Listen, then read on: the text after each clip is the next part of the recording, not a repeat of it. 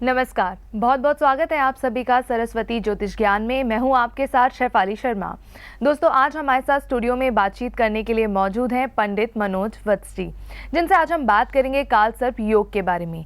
क्या होता है कालसर्प योग, इसकी वजह से किस तरह के प्रभाव हमारे जीवन पे पड़ते हैं, आज इसी के बारे में हम चर्चा करेंगे।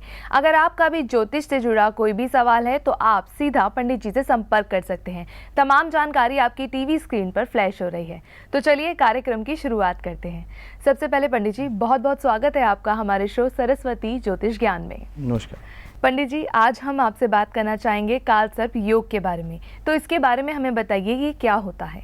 बिल्कुल। कालसर्प योग जब जन्म पत्रिका के अंदर राहु और केतु के मध्य में सातों ग्रह एक तरफ आ जाते हैं तो कालसर्प योग का निर्माण हो जाता है। जन्म पत्रिका के उसमें 12 तरह के कालसर्प योग होते हैं। पहला कालसर्प राहु और केतु के मध्य में बनता है, जिसे प्रथम भाव से बनाते हैं तो उसे अनंत कालसर्प योग कहते हैं। जब राहु सेकंड भाव में और केतु अष्टम भाव के अंदर होता है तो उसे कुलिक कालसर्प योग कहते हैं। जब वासुकी कालसर्प योग होता है थर्ड हाउस के अंदर राहु और भाग्य स्थान के अंदर केतु बैठ जाता है तो उसे वासुकी कालसर्प योग कहते हैं। जब राहु फोर्थ भाव के अंदर और 10th हाउस के अंदर केतु आता है तो उसे शंखपाल कालसर्प योग कहते हैं। जब राहु पंचम स्थान में हो, केतु एकादश भाव में हो तो उसे पद्म कालसर्प योग कहते हैं। जब राहु 6th हाउस के अंदर और 12th भाव के अंदर केतु आ जाता है उसे महापद्म कालसर्प योग कहते हैं। किसी भी व्यक्ति के जीवन के अंदर जब राहु सप्तम स्थान में बैठता है और लगन के अंदर केतु आ जाता है, यानी कि प्रथम भाव के अंदर केतु बैठता है तो उसे तक्षक कालसर्प योग कहते हैं। जब अष्टम भाव के अंदर राहु और सेकंड भाव के अंदर केतु होता है तो उसे करकोटक कालसर्प योग कहते हैं।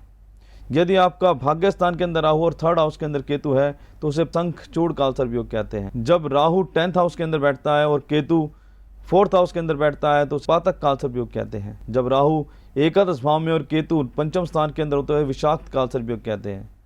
जब 12th भाव के अंदर आपका राहु बैठे और छठे घर के अंदर यदि आपका केतु है तो आप समझिए आपकी पत्रिका के अंदर शेषनाग कालसर्प योग है। इस प्रकार से 12 कालसर्प योग होते हैं और 12 कालसर्प के अंदर अलग अलग तरीके से शुभ फल भी देते हैं, अशुभ फल भी होते हैं।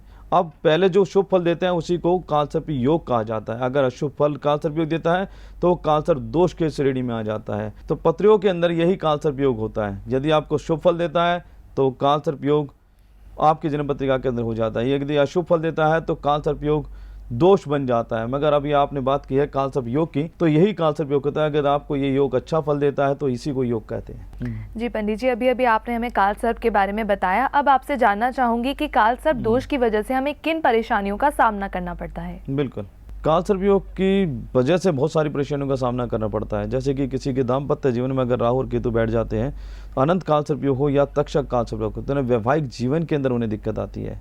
यदि सेकंड भाव के अंदर से कालसर्प योग बनता है तो उन्हें परिवार और अष्टम स्थान यानी कि स्वास्थ्य से रिलेटेड आता है।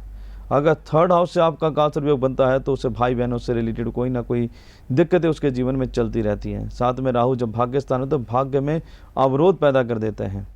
यह कि चतुर्थ स्थान से अगर कालसर्प योग बनता है तो उस पत्रिका के अंदर उस व्यक्ति को माता से पिता से रिलेटेड कोई ना कोई समस्या उनकी चलती रहती है। साथ में भूमि वाहन खरीदने में भी बहुत सारी दिक्कतें आ जाती हैं।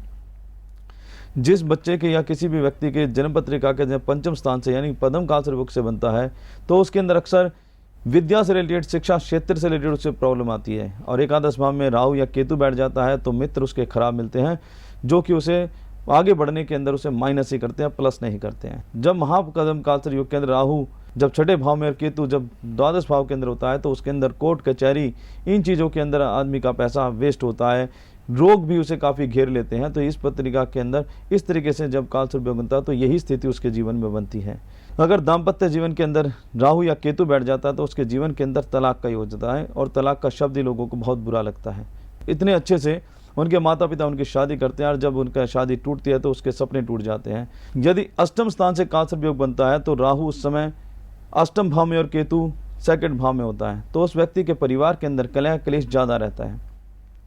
हमेशा कोई ना कोई झगड़ा करते रहने की प्रवृत्ति उनके घर के परिवार के सदस्यों की हो जाती है और एक दूसरे को नीचा दिखाना इस तरह की स्थिति हो जाती है। क्योंकि केतु वाणी स्थान के अंदर जब बैठता है तो बदतमीजी से बुलवाता के है तू, यानी कि बदतमीजी से ही बुलवाएगा। अगर अष्टम स्थान के अंदर जो राहु बैठता है तो उसके अंदर भी कालसर्प दोष के अंतर्गत उसके अंदर आपका राहु आपके स्वास्थ्य संबंधी परेशानियों को खड़ा करता है। जब राहु भाग्य स्थान के अंदर आते हैं, जब 9th हाउस के अंदर राहु और 3rd हाउस के अंदर केतु आते हैं, तो उसके अंदर भाग्य के अंदर अवरोध पैदा करते हैं और अपने भाई बहनों से कोई ना कोई समस्या, कोई ना कोई परेशानी उस व्यक्ति की बनी रहती है। उन भाइयों के साथ में उसके कोर्ट कचहरी के मामले भी चलते रहते हैं। जब 10th स्थान के अंदर राहु और 4th हाउस के अंदर केतु आता है, तो उसके अंतर्गत व्यक्ति के जीवन के अंदर जितने भी वो काम करता है तो उसके अंदर उसको स्टेबिलिटी नहीं मिलती है, क्योंकि जब भी वो काम करते हैं तो उसके में अस्थिरता का भाव रहता है, स्थिरता का भाव नहीं रहता।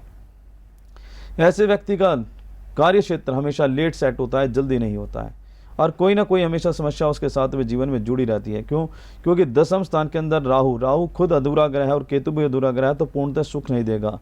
तो इसीलिए जब भी उस व्यक्ति के जीवन के अंदर इस तरीके की कोई भी समस्या आती है, कर्म क्षेत्र से वो बार बार काम चेंज करता रहे, अगर वो काम वही करता है तो उसको उसमें तरक्की नहीं मिलती है।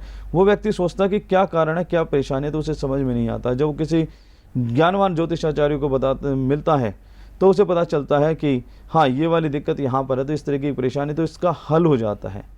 तो दाम्पत्य जीवन के अंदर हो, चाहे कर्म क्षेत्र के अंदर हो, चाहे आपके 4th हाउस से बनता, तो ये सारी समस्या आती हैं।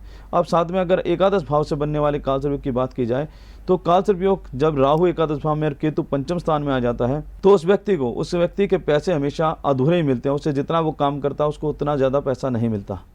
जहाँ पे वर्क करता है तो उसके पैसे हमेशा काट लिए जाते हैं। तो ये विषाक्त कालसर्प योग के अंदर होता है, क्योंकि मेहनत यहाँ पे ज़्यादा है और धन आमदनी उसकी कम हो जाती है। तो ऐसी स्थिति आ जाती है। साथ में यदि बात की जाए 12th भाव की, जब 12th हाउस के अंदर राहु है और केतु 6ठे घर के अंदर बैठ जाता है, तो ऐसे योग के अंदर हमेशा व्यक्ति के अननेसेसरी खर्चे जुड़े रहते हैं। अगर कोई भी खर्चा, जैसे कि घर में कोई भी खर्चा हुआ, तो उसके ऊपर एक्सेस हो जाती है, ज़्यादातर दवाइयों पे, उन पे, इन चीज़ों का खर्चा अधिक होता है। साथ में कोर्ट कचहरी के मामले भी उस व्यक्ति के चलते रहते हैं। घर के अंदर कोई ना कोई रोग हमेशा लगा रहता है। अभी फादर बीमार हुए, कभी मम्मी बीमार हुई, कभी कोई बीमार हुआ, कभी कोई। इस तरीके से कालसर्प योग उनके जीवन के अंदर हमेशा कहीं ना कहीं दिक्कतें क्रिएट कर देता है। यदि केतु 10th स्थान के अंदर राहु में आता है तो ये अपोजिट कालसर्प योग हो जाता है। तो इसके अंदर केतु जो 10th स्थान के अंदर बैठता है, तो इसके अंदर वो अच्छा शुभ फलदायी हो जाता है।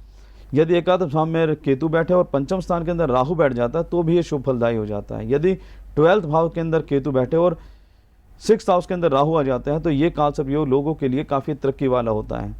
अगर भाग्य स्थान में केतु आ जाए और 9वें स्थान के अंदर केतु आ जाए और 3rd हाउस के अंदर राहु आ जाता है, तो ये वाला कालसर्प योग को शुभ फलदायी हो जाता है। तो इस प्रकार हर एक तरीके से कालसर्प योग का प्रकार होता है, उसमें शुभ भी अशुभ भी होते हैं।